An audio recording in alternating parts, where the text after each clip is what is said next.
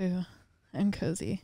Yeah? Yeah. Yeah, me too. I'm like really cozy right now. And it's actually cold outside. So I'm like not like fraudulent California cozy where you force it. Right. We're wearing like we beanies need and to stuff be. because we have to. Yeah. Right. This morning we walked and got coffee and I put on like just like a normal like fluffy fleece. I've had it for years. Got it from Target. That used to be like my warm jacket in LA. Like I would wear that on like the coldest nights to the movies. And it's not cutting it. It was not cold, or it was not warm enough. I did not cut it at all. Like it's time to start wearing actual layers because you have to, not because it's cute. Right. This might sound so obvious to so many people listening, but it's not to us. It's really like layers were solely fashionable. Yep. And like now I used to go out in just like my oversized crew necks with nothing underneath. Mm-hmm. And like that would be my cozy and my warm. But now I need a tight layer and then another layer on top. And I was thinking like I need to get gloves. Like you're looking at scarves. No, I need scarves so bad. My neck, I'm noticing, is like it gets a lot colder than I thought it would. Yeah. I don't know. My fingers are it. I get like my fingers get cold. I walk like this. I always have my hands in my sleeves. Like I feel like if I have long sleeves, my hands are in them. Okay. Like Ariana Grande. Hey. But like I don't do it to be cute. I do it like I just hermit that way. I don't know why. Also, my TMJ doctor, I follow him on Instagram. That was the most millennial sentence ever. And he said people with TMJ wear scarves because it like affects. I'd imagine it's like jaw. Like when my foot was fucked up. Yeah. In the cold weather, it would hurt more. I imagine it's like that same effect. Yeah. Just like your joints are cold. Your muscles are cold, so they're tight. Yeah. That makes sense. I've noticed that though. Like my jaw's been tight, but I also got a new night guard, and I think that could be why my jaw feels like kind of weird right now. Getting used to it. There's a learning curve. Yeah. Like it feels loose. Maybe this is what it's supposed to feel like, actually. Loose. Oh. Yeah. My jaw clicks. That's okay. He told me clicking is good. Oh, okay. He said like good for him to know that it's not bad. Okay. No, you don't want your jaw to click, but when he notices a jaw clicks, it means that ligament is going over wherever it needs to go. Like he made it seem like it's a good sign for him. Okay. So should I get checked out? I don't think so. Okay. I don't think so. Unless it's like every time you chew. Is it every time you chew? No. Then I think every once in a while. But if your jaw is clicking every time you chew, I would definitely get checked out. Yeah. I'm drinking this. It's called Brew Doctor Kombucha Clear Mind. It's rosemary, mint, sage, and green tea. And I like this. And I was never able to put my finger on, because sometimes I don't like mint and sometimes I do. Yeah. I was never able to put my finger on like what I don't like about mint.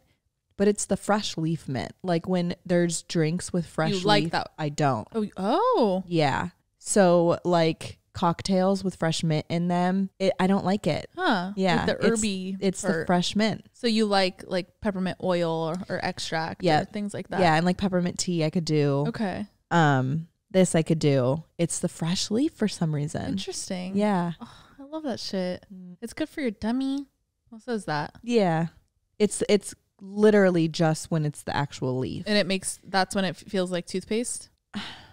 I don't know. I still can't put my finger on it. It's just like I've only realized it's when the leaf is in there. I had a cocktail with a fresh leaf in it the other night and I didn't like it. So last Friday, Wakanda Forever came out. We talked about it with you guys, our plans to go see this movie. If you didn't hear, our plans to see this movie were with these two guys we actually met on Halloween in a bodega. Very random.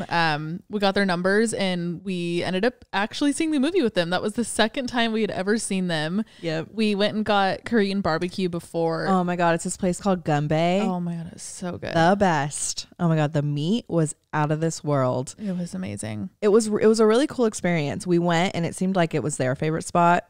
And like he ordered everything for us. His friend was a waiter there, or maybe like he had made friends with the waiter there because they're such regulars. He brought us over sake bombs. Mm-hmm.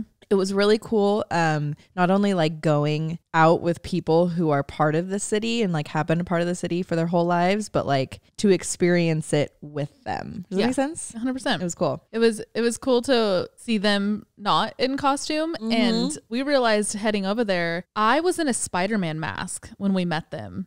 And I was like, oh my God, they like technically don't know what I look like. It was a big mask, covered a lot of my face. And when we walked in, sat down, he was like, one of them was like, oh, so that's what you look like. I was like, oh yeah, I realized I could have looked like anything. He's like, yeah, this is a shot in the dark. I'm surprised I recognized you.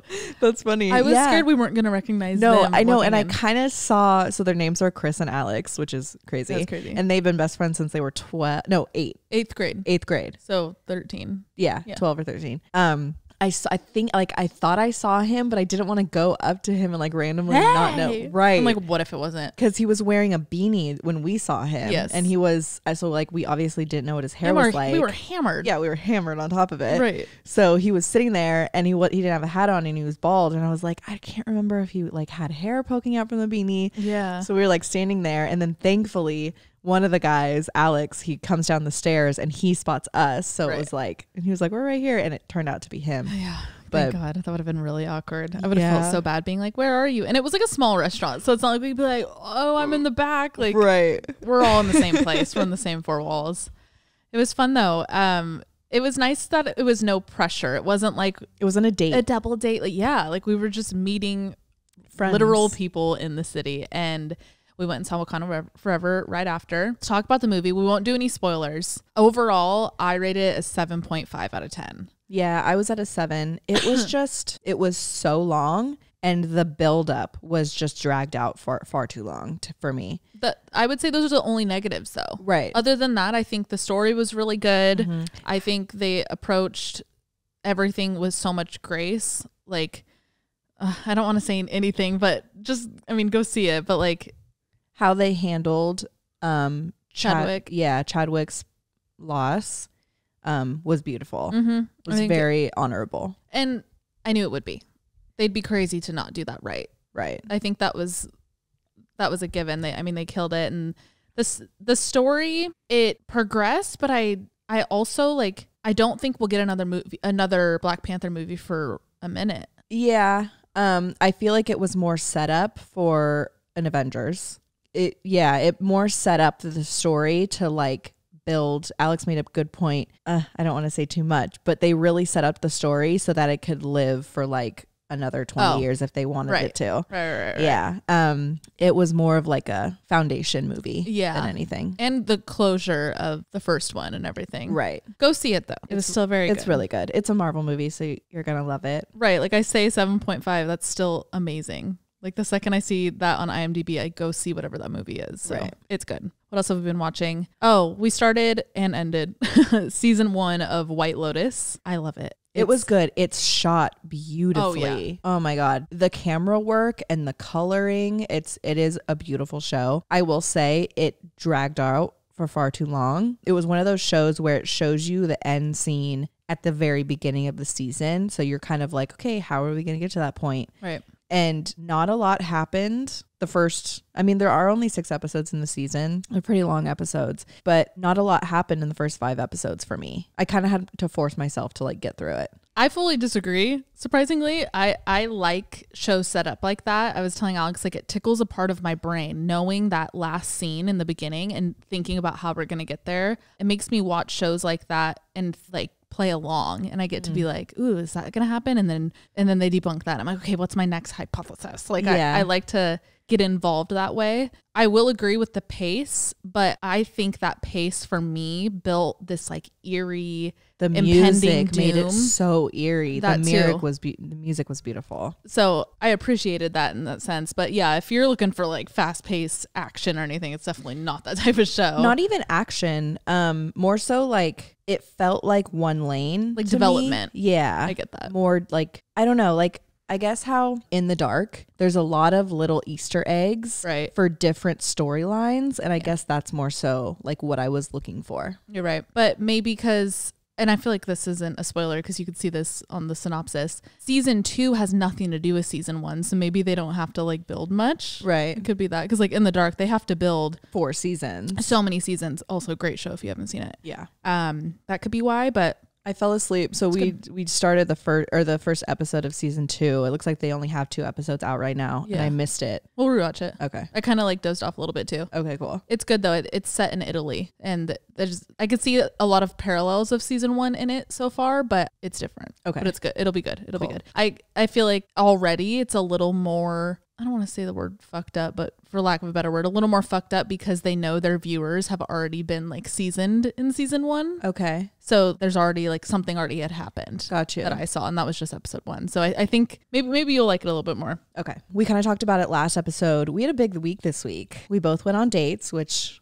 as you can tell by the title, we'll be getting into a little bit later. But we also went and met up with a friend who was out here this past week for his birthday. Him and his wife, they actually have the same birthday, which is really fucking cool. So they were out here, and we hadn't seen him in probably I think it was 10 years, but he said he ran into us one night at But I remember that now. I think it's been that. 5 years. Yeah. But still. We met him when we were 17, 18. He's one of the best people. He's going to be in our life forever. And it felt like, even though we hadn't seen him in years, we were all back to normal. Mm-hmm. It was great. Completely. We took him to this spot called Garfunkel, which is our favorite little cocktail bar out here. Don't tell anybody about it. I don't want it to blow up or anything. Should we bleep out the name of it? We're just going to trust you guys. Yeah. You can go if you're hearing this right now, but don't tell anybody about it. Don't tell anyone. Yeah, that was fun. It was cool. It was nice to catch up with someone who, when we hung out the most, we were all in such a different time of our lives. Yep. And now we're seeing him again. He's married. We're living in New York, and we're all 10 years adults. Older. We're all so much older. Mm-hmm. And in the beginning, the catching up part was I don't want to call it surface level because it wasn't fully surface level, but we were catching up. It had to be a little bit, bullet pointy. But then drinks got flowing a little bit. And then once all of our humor started coming back out again, that's when I was like, it's like time didn't pass. Yep. I will always remember we were driving in your mom's white BMW. And I think you and I hadn't seen each other for I think when you're younger, this is so long. I think it was 3 weeks or something, which was a lot for us. Was it during the summer? Maybe it was something like that. But I remember we hung out for the first time in a little minute, and your mom said, you know, someone is your best friend when you haven't seen them for a long time and you see them again and it feels like time hasn't passed. Aww. And that is I see her looking back at us. I was sitting on the right, you were sitting behind her on the left. It's engraved in my head. Oh my God, I wish I remembered this. And it's so true. It is so true. It's so true. And oh my God, yeah. It's time never passes. I have a lot of memories in that car. Really? The only one I remember, you could tell it was one of those moments where I was oh, my mom is just an adult with children. Yes. I think she picked us up from school and we were being rowdy as hell. We were really annoying. We were so annoying, and you could tell we were getting on her fucking nerves, but not in a way where kids get on their mom's nerves. It's almost we knew what we were doing. We knew what we were doing, and it was almost like friends were getting on her nerves. Yes. Does that make sense? Yes.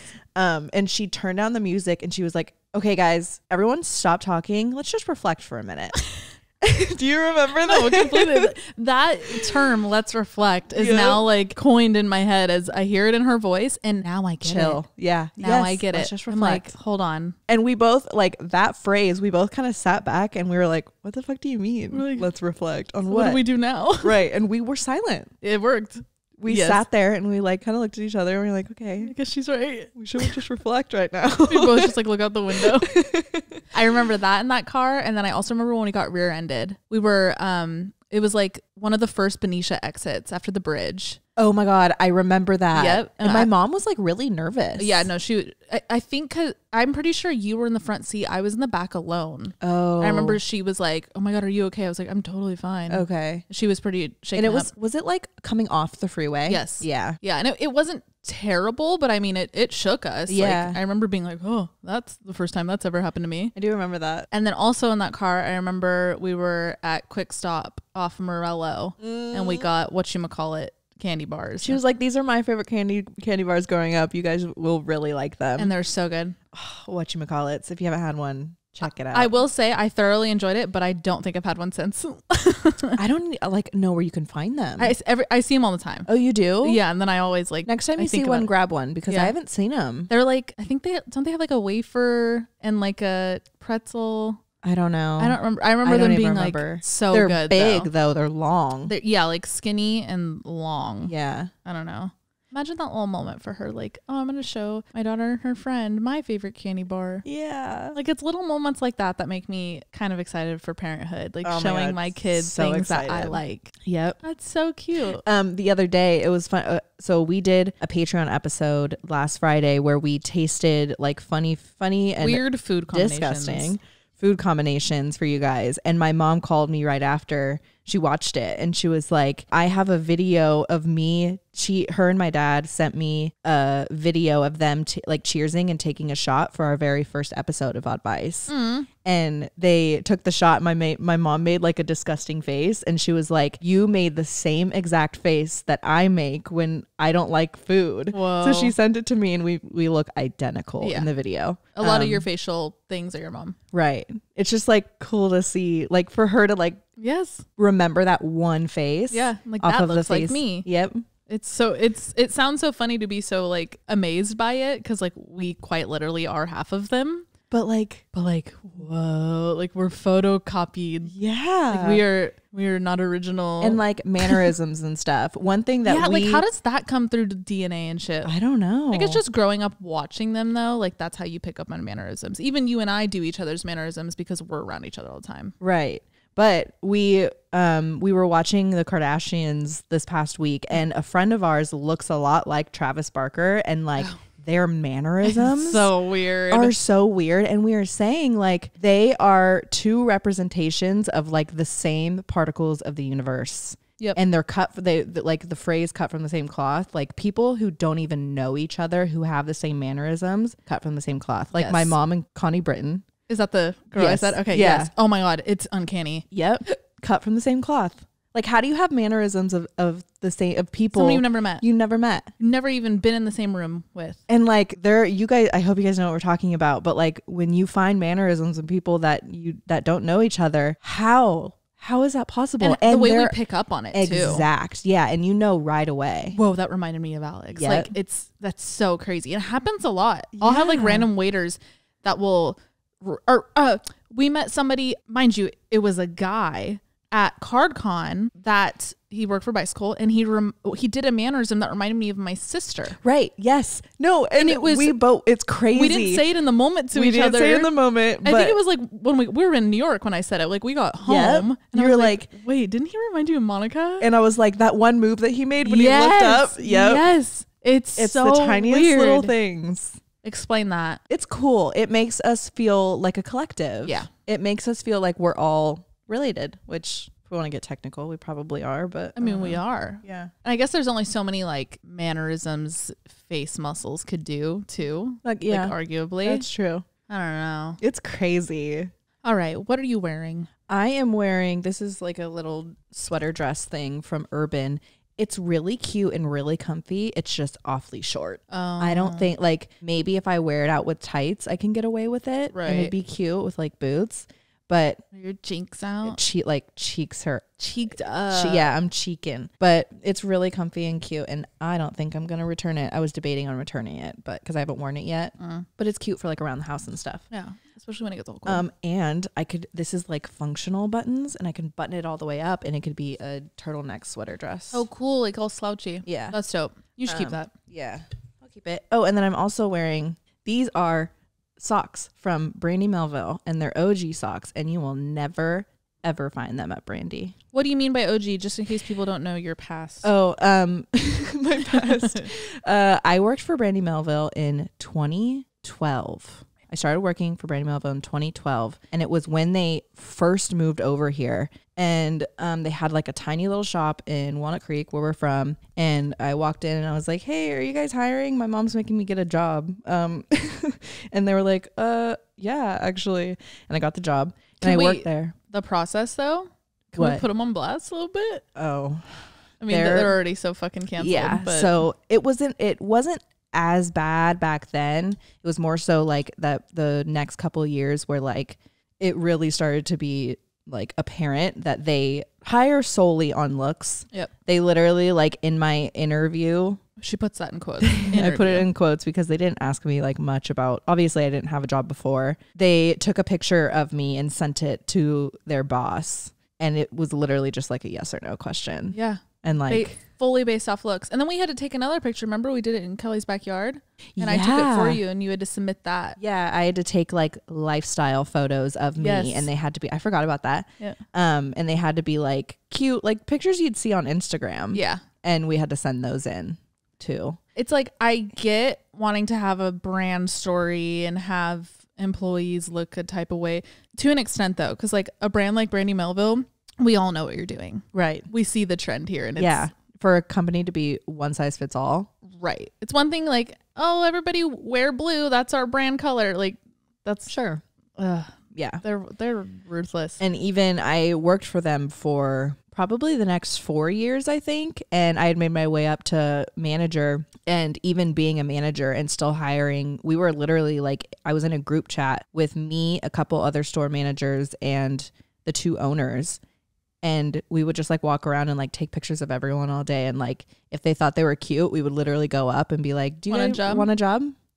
Crazy. That's what was I noticed now though, the standards that were there for like when I worked there have changed. Like they have sizes now a little, like some things some things have sizes, like pants and stuff and jeans. Right. And it seems like they're a little more inclusive with who they hire, thankfully. Sure hope. Yeah. But yeah, back then, things were way better quality too. Oh my God. Like Brandy Melville specifically. That's what we were getting at. Like I said, OG socks, because their quality was insane. It was so good. It was like, it should have been a Nordstrom good. Yeah. Like, it was really good. Yep. Quality was good. Everything was like, the styles were different and not like, I still have some tank tops and shirts from them that I'll never get rid of. And they get better with time. Yes. They really use like quality textiles. Yep. Now I don't think they do. No. So yeah, that's what you're wearing. What's your song of the day? Sorry, that was so long-winded. No. I feel like that was necessary. Last night we were super friggin' bored, and I looked at Kristen and I was like, "Hey, you want to go on Omegle?" So we went on Omegle for about 4 hours, guys. Yeah, and everyone that we like matched with, we asked them what their favorite song was, and we collected like a whole bunch of favorite songs from people. So mine is "Talk" by Babadoobie. Babadoobie? Babadoobie. It's BEA, so maybe Babadoobie. Babadoobie. Yeah. I don't know, it's good. The album's Babadoobie. Beatopia. Boo boo boo boo. Who knows? But we sound like robots. Yeah. Okay, my song of the day, this isn't from last night, but I actually found it was a TikTok. It literally had like, I think like 1,000 likes at the time. I don't know what it has now, but it was some guy promoting his song. Jamo, or might be Jamo, JAMO period is the artist, and the song title is Girl in all caps. It's really, really good. What am I wearing? I'm wearing a crew neck with the Marvel logo on it that I got made on Etsy before we went and saw Wakanda Forever, because I just love a good theme. And honestly, I mean, I'll wear it all the time. It's a black crew neck with Marvel on it. And then I'm wearing big long socks from the Hundreds. They're really cozy. And my feet are freezing. I'm usually not a sock person, but now I am. Okay, before we get into today's episode, we're going to take a quick break for our sponsor. This podcast is sponsored by BetterHelp. Let's talk about therapy. Like we said, it's starting to get cold, and I will say, when it starts getting cold, I do start getting a little scared of seasonal depression. That's why I think it's so important to get ahead of the curve before it gets even darker earlier and start therapy, or at least have it in your back pocket as a resource that you know is there when you need it before you need it. BetterHelp, it's not a crisis line. It's not self-help. It's professional therapy done in the safety and security and comfort in your own home. It's available worldwide. And what's great about it is if you don't have a specific therapy offered in your area, there's so many different types of therapy that BetterHelp offers, and since it's done in your own home, you have access to all of these different types of therapy. BetterHelp will assess your needs and match you with a professional therapist, but if you decide you don't like them, or you don't vibe with them, or you're not comfortable, you can very, very easily change them. No extra charge, none of that. And you can hit up your therapist at any time and they'll go back to you in a timely manner, which is great because bad shit doesn't just happen at Thursdays at 6. So anytime throughout the week, if you're feeling a certain way and you just want to touch base with your therapist, they'll get back to you in a timely manner. They also offer financial aid, which is amazing. So if you guys want to get started today, visit betterhelp.com/oddvice. That's better, HELP. and join the over 2 million people who have taken charge of their mental health with the help of an experienced professional. Special offer for Oddvice listeners. Get 10% off your first month at betterhelp.com/oddvice. Thanks, BetterHelp. Let's talk about dates. Okay. I feel like we're a little bit seasoned. A little bit. Just a little, like a touch. We've learned. We're like salt and pepper seasoned right now. Yeah. We're not dry chicken. No, we have got a little spice. We got a little spice with the extra pepper. We have one experience to tell you guys about. That's really it. But we've learned a lot. I've learned a lot. No, me too. We've touched on it definitely more on our Patreon episodes because you guys seem to get like more live updates then. But I think we touched a little bit a few weeks ago how Alex and I went on first dates with boys on the same night. If you didn't listen to the episode, long story short, how'd you meet him? Raya. She met him through Raya. I met this guy in Dubai a few years ago, but we just like stayed following each other on Instagram. And then he lives in New York. He hit me up when I moved here, whatever. We both went on dates the same night and the dates went great. The dates were so good. They were so much fun. Dates went great. But I think where shit started to turn left was the aftermath of it. So we had, as you guys know, we went to LA and we had traveled a bit and it had been a couple weeks since until we were able to like settle down back in New York and like make plans to hang out with these guys. But all the in between, we both kind of went through the same thing where they were hitting us up a little too much for our comfort. And it was a bit overwhelming with the amount of plans that they both were kind of like expecting us to be a part of after that first date, even though it went really well. At least my guy was like, it was almost like he expected, since it went so well, to like see each other consistently afterwards. Yeah. I had felt overwhelmed. I know you were feeling overwhelmed. So it took us a minute to like really even want to go on these second dates, but we felt like we needed to because the dates did go well. I had a big talk with my therapist about how I would hate it if someone like judged me and didn't want to see me again solely based off of that one interaction. So we landed on deciding to go on these second dates with these guys. I think we should talk about what happened after that first date. Let's get a little bit more into the ick. So I'm not going to call mine the ick. We have, which you guys will get here. We had like similar experiences, but different outcomes. Yes. So that's why I don't think I'll call mine the ick. But so when we went to LA, I actually went a week before Alex. So I was gone for about 11 days total. And I went fully for a work thing. So I was occupied. Towards the beginning, like he texted me a few times and it was fine. It was every day, but it was like catching up or like something lighthearted or, hope everything's going well. But then towards like the middle to the end of the trip, it got into like, please let me see you when you get home. And it was about a lot of like plan making. And it made me just like kind of feel overwhelmed. Like I like to plan things, but I also really like to go with the flow. And that's something I'm really learning about myself after these dates. It's like, I'd rather it flow naturally and not feel like we're forcing each other to see each other again. Like let me finish this trip. When I come home, like I'll hit you up and we'll figure something out. So yeah, I definitely noticed I was like a little overwhelmed on the trip with the text, but I just naturally kind of stopped responding because I was occupied. So a few days later, I get home and he knows I'm home and he's like, I hope your flight went well. And I was like, oh my God, yeah, it was crazy. I don't know if we told you guys about this, but we had like such a bad delayed flight. We were in Boston for a few hours. Yeah, no, it was a shitty Boston, right? Yeah. Yeah, Boston. It was Boston. Yeah. So I told him that and I was like, I'll hit you later this week. We'll figure something out. So then the next day he said, see me this week, please. And that's when I was like, holy shit, like give me a sec. Like, let me like chill. I didn't respond right away because that was like my first work day back. And I was like trying to get settled back into life here. And he hit me with a total like call out text, just pretty much saying like, hey, I know you're busy, but I'm getting radio silence here. He pretty much got to like, hey, Kristen, if this is something you don't want, let me know. And I kind of like felt bad for a sec that it got to that level of like, I had to give this like yes or no answer of like my destiny with this guy. And I was very honest. I was like, what I just told you guys, like I was overwhelmed while traveling. I'm a very go with the flow person. I just didn't know when I wanted to make that plan again. It's not that I'm like, I don't want anything to do with you, because if that's the case, I would tell you. I really enjoyed our first date. I'm just, you know, I'll hit you up when like I want to kick it again. Like it seemed like he needed that interaction or like that confronting to realize maybe you guys just have like different communication styles. For sure. When you're not in person. Right. Which is hard for anybody. It's hard for anyone. Like in hindsight, I'm like texting. It's so hard to know what people are trying to say. Like some people really are just bad texters and it doesn't mean they're trying to ghost you. And that was my case during my travels at least. Yeah. But then I got so exhausted from that I really didn't start responding because I was like, I don't know how to fucking deal with this anymore. Right. And then it's one thing to like confront someone about it, but like to also make assumptions about someone's character based on how they're responding and texting. It's like this weird gray area where you don't want to be presumptuous, but you also want to like be true to who you are as like over text and like communicating. You're only making conclusions based off the information you have, which is the text, and you're like, and based off of your standards of texting. Right. That's which a good is point like too. So it's so backwards and hard. I had to nip it in the butt though. I was like, good.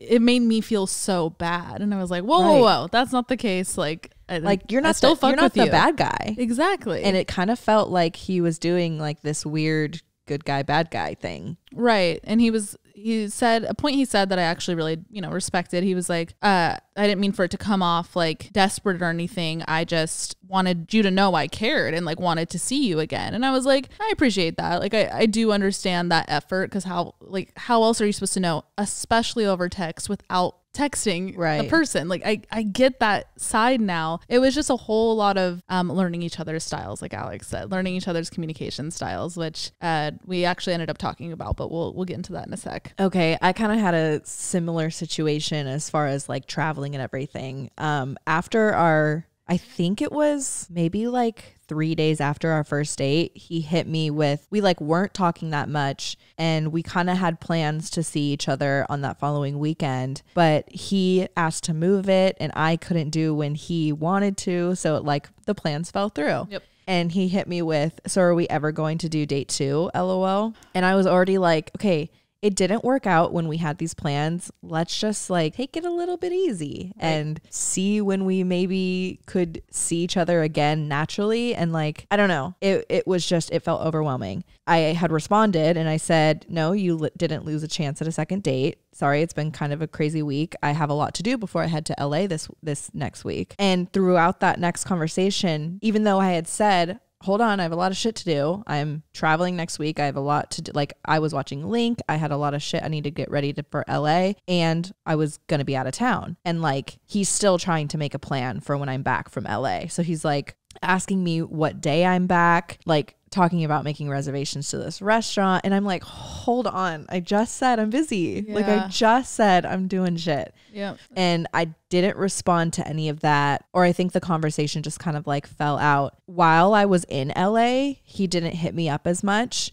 But the day before, and like I'll get to explain why I am like sure of this, what I'm about to say. He calculates everything. Everything's very calculated. He hit me up the day before we were supposed to land back in New York. And he was like, hey, you're home tomorrow, right? And I was like, yes, I land at like 11 a.m. but we have a red eye. So I'm going to probably be exhausted. Right. And he's like, okay, like, do you want to do something Friday? And I'm like, let me hit you up tomorrow. Like I said, I'm probably going to be still recovering from this trip. And like, thank God I gave myself that cushion because as we just said, like we did have the travel day from hell. We didn't end up getting back into the city until like 1 or 2. I still had to work that full day. I think we ended up sleeping like a full 24 hours after that flight. I literally like fell on the couch in my airport clothes and passed out. It was just on my face. Travel day from hell. And on top of it, he's already trying to make a plan for the following night. And I'm like, dude, I'm still exhausted. Sorry.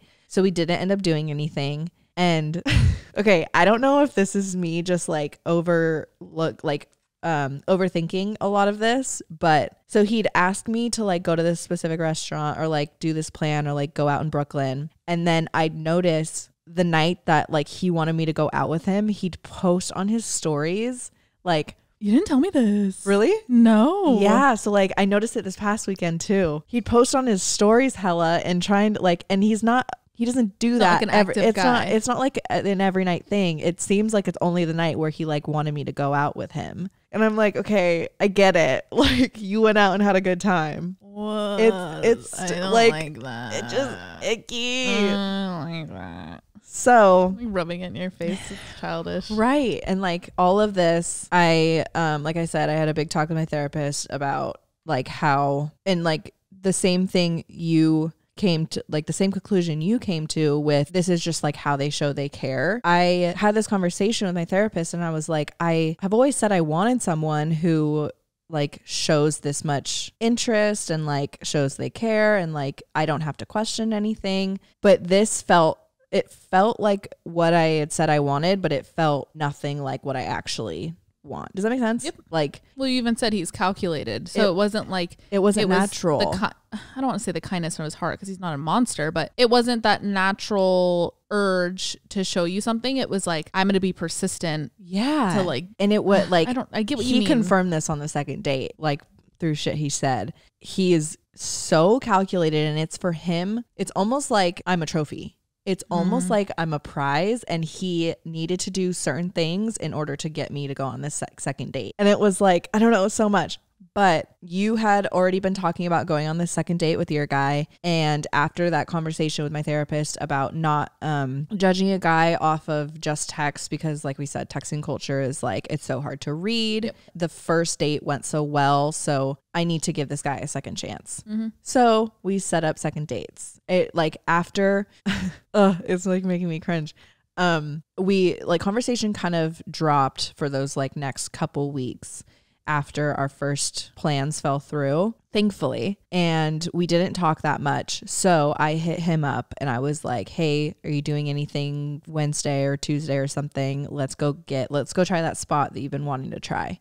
So we ended up making that plan. So that same day that Alex texted her guy, my guy hit me and was like, hey, let's set up that second date. And I was like, I'm so down. Do you want to do next week? We figured out the date and everything. And I could already tell right off the bat, he was like way more chill even over texting. Like we said yes, but we didn't know what we were doing until the day before. Love like that. We didn't fully make the plan. We were just like, yeah, I'm down next week. And then a few days before we're like, okay, yeah, I'm down Wednesday. And then come Tuesday, we're like, what should we do? And like we still didn't even fully figure it out until like the day of, which I loved. Yep. It Supernatural. So chill. Yes. Yep. Going into this date, I was so much more comfortable. I was so much more relaxed. There were no like first date jitters, no nerves. And I think, silver lining here, that like relatively confrontational conversation him and I had when he called me out for, not wanting this or whatever, it really broke down some walls. And speaking for myself, I think I needed that, and which I'll get into in a sec. I think he did too. Like we understood each other more at that point, which was just, that's nice for anybody, friends, romantic, whatever it is. And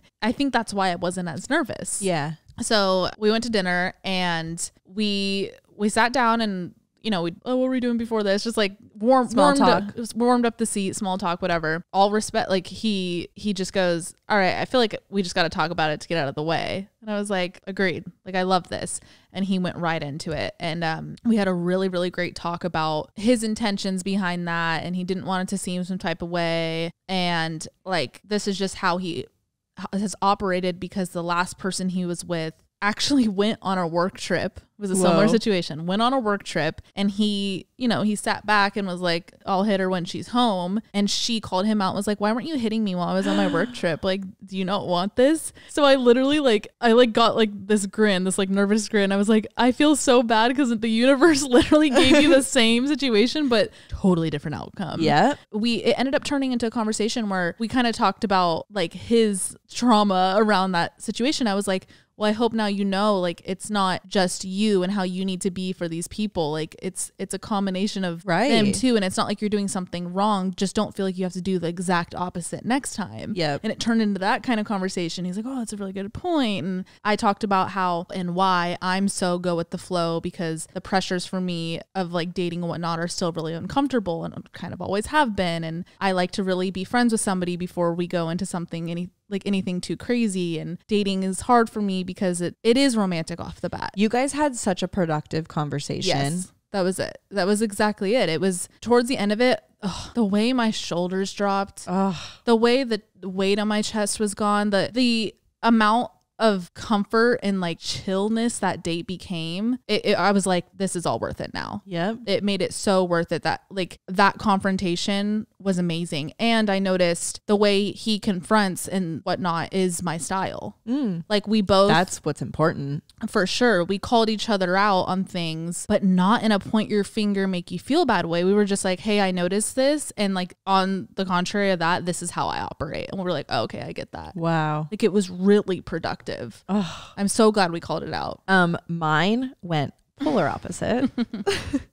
I walked in fully knowing like we would have a conversation, or hoping that we would have a conversation about like our expectations and our standards and like why the communication wasn't lining up, hoping that we would get out of it what you and your date got out of it. Sure. When I showed up, literally like one Punch of the first comments, I forget like the context and how he said it, but he was like, oh, I think when he was, no, sorry, you guys, this is going to be really hard. I know, I feel it. I had got there first and they were still setting up our table. So I was just in the like main area by the host stand and I was on my phone, and he walked in and he was like, oh, so you do use your phone? Oh, no way. Immediately, I felt like I was on the defense. That's not right. No. And so what's crazy and like what sucks is all the other bits in between are so great. Like we sat down, he took us to this really nice restaurant who one of his best friends is the head chef for. Hot.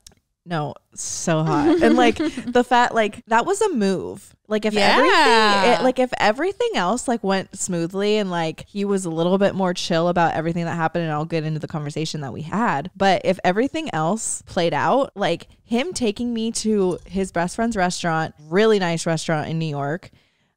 He's the head chef. He had like plates sent out to us that weren't on the menu. Like he gave us like it was a really special date and it was really nice. But the whole time, especially after that first comment, I felt like I was on the defense. And we sat down and we were having good conversation, and he would like sneak in little jokes about me not like hitting him back, and the fact that like we're on this second date, but it's like 3 weeks after our first date and it's been so long since we talked. And like those little comments really made me shut down. Yeah. And like I said, I was on the defense. So I didn't feel like any conversation could be productive. And like everything that he would bring up about that, he did it in a joking style. Passive. And it almost made me feel like I had to like stoop down to that level to like communicate on the same page. Like I couldn't have a productive conversation and say how I felt without him like making a joke about it.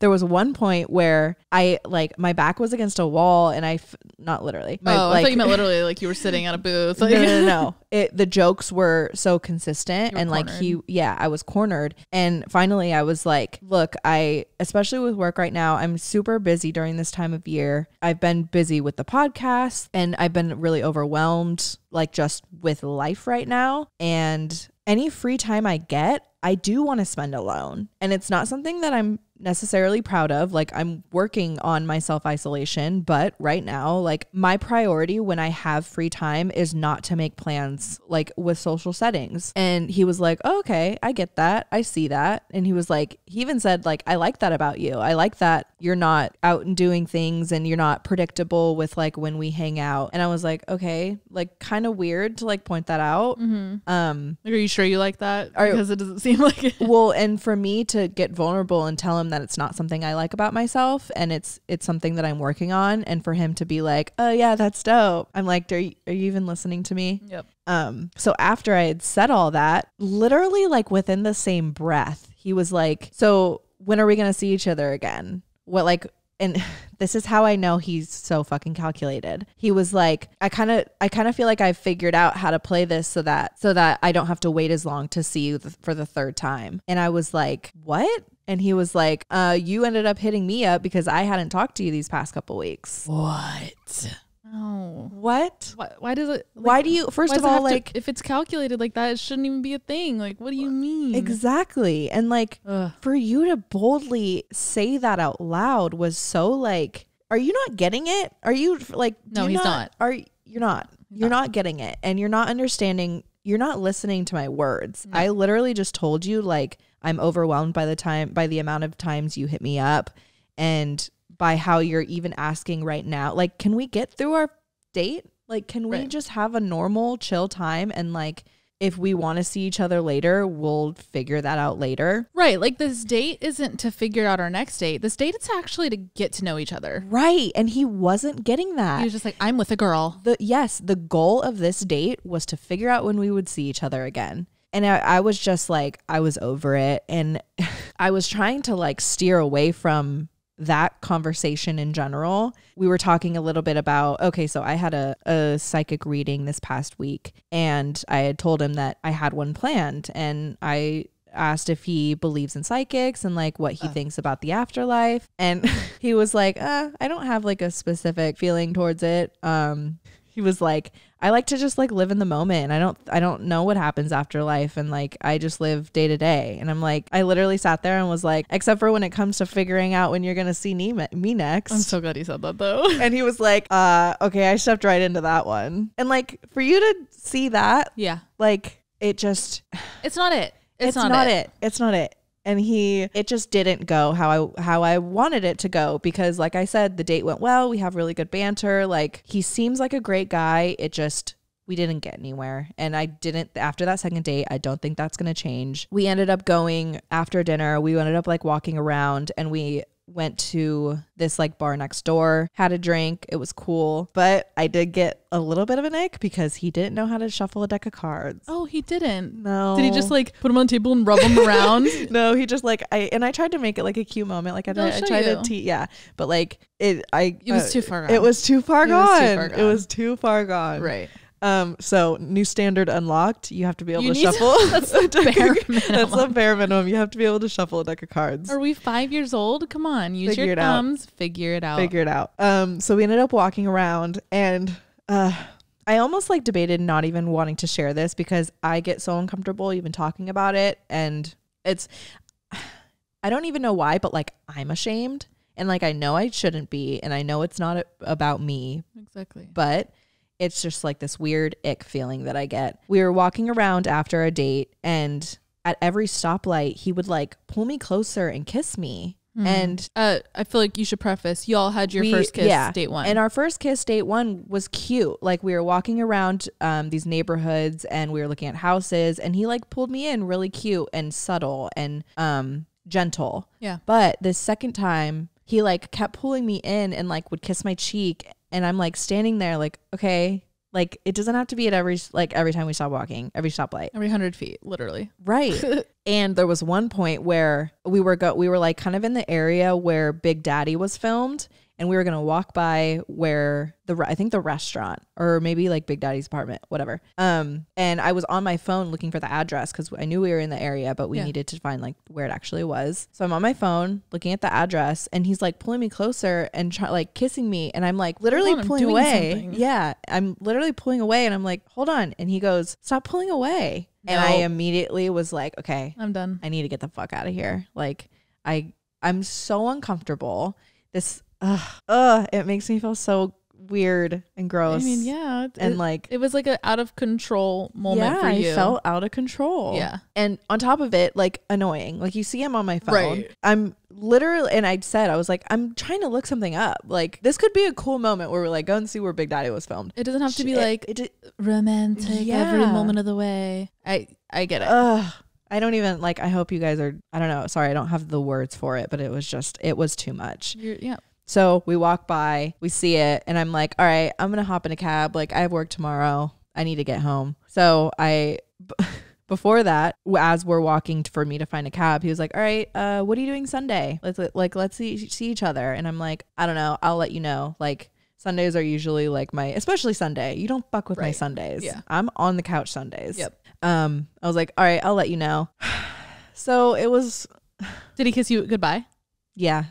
And like, I felt maybe this is where my shame comes from. I knew I was uncomfortable and I knew it was done. Like, why was I even okay to kiss him goodbye? And why couldn't I just be like, no, I'm not going to kiss you? Like, why did I give in just for him? Probably because it's fucking awkward and it was easier to just do one more kiss. Right. I don't think you should I don't want you to beat yourself up too much for that. Yeah. I think a lot of people, including myself, would have done the same thing. Yeah. It was quicker and easier to just get in the cab and not have to see him again. That's true. Sadly.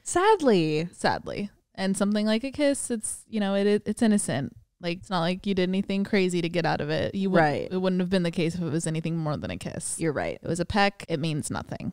It makes me sick to my stomach, you guys. Yeah. Like, I'll never have to see him again. No. And I won't. Right. I won't. But after that, I had a big talk with my therapist again about how the date went and like how I felt. Everything I told you guys, I told her. And she was like, I want you to try, because I had mentioned like now I'm faced with the task of either ghosting or confronting or figuring out how, like, my next moves, right? Because I know he's going to hit, and he's hit me up. I know he's going to hit me up to see him again. I need to have somewhat of a game plan, right? Yep. So she was like, I want you to try and actually tell him exactly how you feel and confront him and how you felt on that date. And the whole time, and like, I still feel this, I'm like still trying to save his feelings, and I'm still trying to like not hurt him. And I was kind of like circling around that in our session. And she was like, I feel like you're holding something back. And I was like, I don't know how to confront him I'm still trying to tiptoe around his feelings. And I still feel like I'm walking on eggshells. And that's something aside from this date that I'm working on, is tiptoeing around people's feelings. And she was like, I want you to try and lay everything out of them on the table. So I think if he does ask me to hang out again, I'm going to be straightforward, which is going to be really hard for me. Yeah. I'm going to be straightforward and let him know exactly how he made me feel. And I was like, I don't want him to feel like he's too much. And she was like, but wait, he is. He's too much for you, though. It's just how you word it. Right. And yeah, we got there. My goal obviously is not to attack the guy. Like I said, his intentions are questionable, but like, he seems like a good guy to his core. There's just a big part of our styles that don't match up. And like, it is about how I phrase it. But I also need to be clear that it is overwhelming and too much for me, which I never understood you could separate the two. Like, it's like cause and effect. They're completely different. Yeah. It's just in my head, it was either you confront someone and you go all in, or you don't and nothing gets said. Wow. It's this weird black and white to me that I'm working on a lot. Right. I'm sure there's a deeper thing there for sure. There is. But I don't know. I'm nervous and scared, but I'm going to force myself to do it because I think it's necessary. And I think he, for lack of a better word, he like deserves to know 100% all of this. Yes.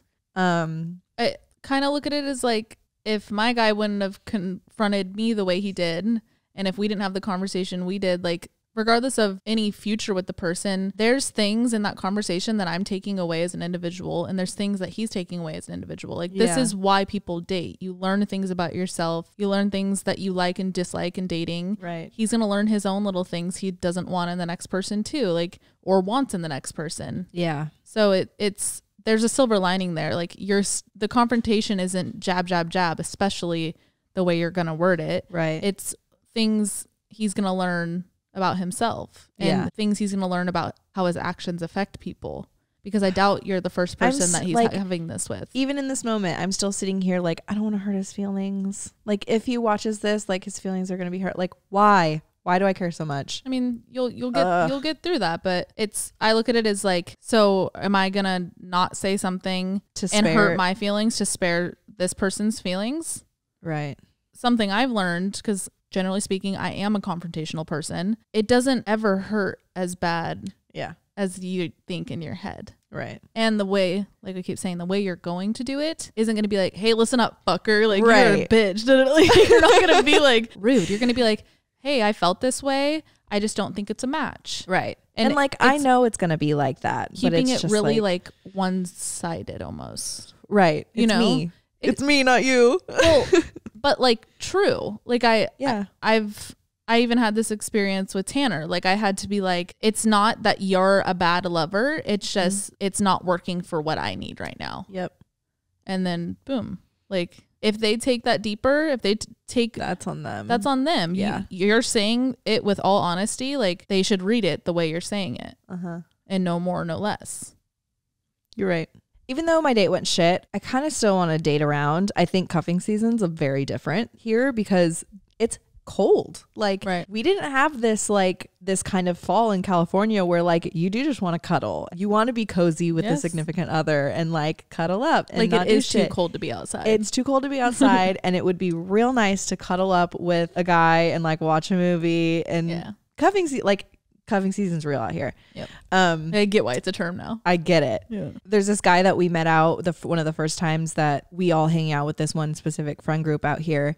And he's hit me up a few times. And since cuffing season is like a thing out here, I'm like considering it. We made out like one time at a club. And if this shit happened like in LA where I didn't get into this like very seasonal like want to like be with a guy, I wouldn't have given like him the time of day. Would have been another guy in LA for sure. But now like I'm comfortable with him. He's a homie. It's fucking winter. Like the thing with him though, like he's really cool, but he's one of those people that like don't drop the bit. Yeah, he's just like constantly suave. Right. Like just let's have a normal conversation. And I feel like at least what we've talked about, like you still want to see that side of him. Yeah. And like I called one of the last times we hung out with him, I was like, drop the bit. Like, you want to hang out with me? Like, let's go on a date. A normal date. Drop the bit. And he was like, what? You always just like see me in this setting. And he was like pulling me close. And I was like, yeah, exactly. Like, we're not going to get anywhere if we just go out to clubs as our whole fucking, I don't know. Could you imagine? So yeah, cuffing season thing. I definitely like, I'm down to still date. My all hopes aren't lost, but. Right. It would have had to go a lot worse, I think, to be like, I'm never dating again. Right. Or not. I don't know. I'm curious to hear how you guys feel about this and if you've had any situations like these two dates and how you kind of navigated them. Like we said, this is a new territory for us. We both have obviously been on dates, but like these were two dates and, you know, very clearly parallel to each other where it was almost like all the dating troubles thrown at us at once. And we were like, whoa, we need to figure out how to do this. Right. And above all, like silver lining here, this is what we wanted. Yep. We said when we move, like we made sure to move single. The good and the bad already. But we were like, we're moving single. Let's date people in New York. Let's see how it is. Like, this is it.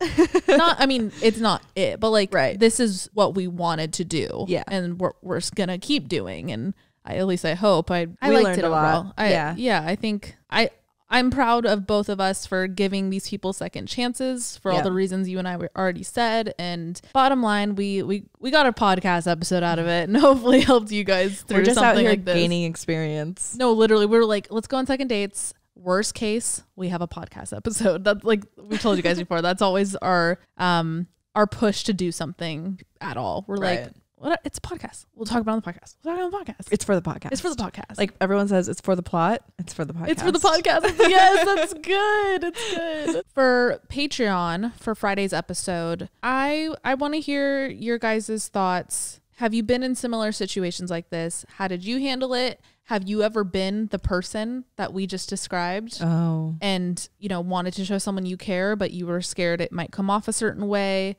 Or are you someone who's dealt with somebody who can't drop the bit? Are you someone who has dealt with somebody who is like passively confrontational, kind of like Alex's guy? Like, or do you have to, or have you had to confront someone and you can give me tips on how to approach it? Yeah, actually, I like that. Let's talk about cutting somebody off. Yeah. What's that like? How have you guys done that before? Without ghosting. Right. Yeah. How do you cut off shit? That's like an episode in itself, damn near. Maybe we'll have one after you go through this. Yeah, probably. For the podcast. For the podcast. All right. I hope you guys enjoyed this episode. I was excited to do it. I like we keep saying, we learned so much. So I was just excited to share it with you guys and hopefully help you guys through anything you've been through. We're going to look back on this episode when we're older and be like, oh, silly girls just dating in their 20s. Like, look at them. This is what life's about. This is nothing. This is just scratching the surface. This is fucking nothing. Could have gone way worse. Could have been murdered. Okay. Lastly, if you are listening on Apple Podcasts, please rate us 5 stars and leave a review if you want. Be honest too. Love to read the reviews and it helps us out a lot. If you're on YouTube, make sure you subscribe and turn on our notifications. And leave comments. Leave a comment. Let's talk. Even if you're not on our Patreon, we love to talk to you guys in the comments and we appreciate your interaction. And that's that. Happy Monday. I hope you have a great rest of your week and we will talk to you patrons on Friday, but we'll talk to the rest of you guys next Monday. Love you. Bye.